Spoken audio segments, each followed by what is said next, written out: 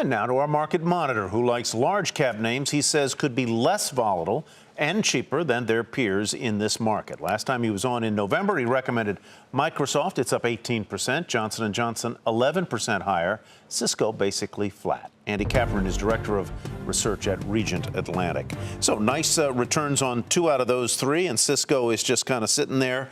What do you see? You like low volatility. Is that a suggestion that you think volatility overall is going to pick up?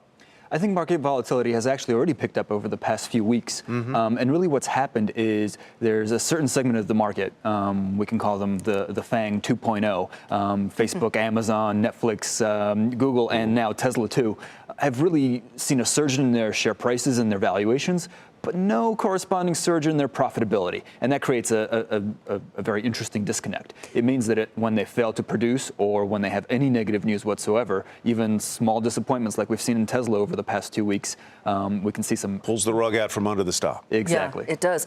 The names that you have for us tonight are large companies, but they're basically at a better valuation than their peers. They are. And Citi is your first pick. Why do you like it?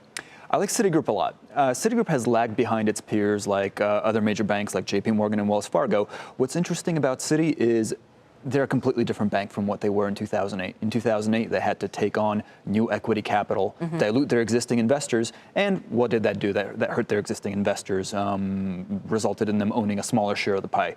What's different today? Citi is a completely different company. They have much better capital. If you look at the Federal Reserve, the Fed did a stress test of all the major banks just last week, and Citi passed with flying colors. That is great news for Citi investors because that's a green light for Citi to start to hike its dividend and return more capital to shareholders. Exactly. Number 2 is Total, the big French oil company. Why do you like it at a time when oil prices, to put it kindly, have not actually been rallying?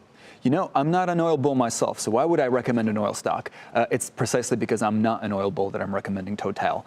There are oil companies out there that need a high price of oil just to break even, just to be able to keep their doors open for the next few years. Total is not one of them. As a super major, they have a very low cost to produce. They've also diversified across other business opportunities. Not only do they get the oil out of the ground, they also refine it into the end product, which is a highly profitable business today.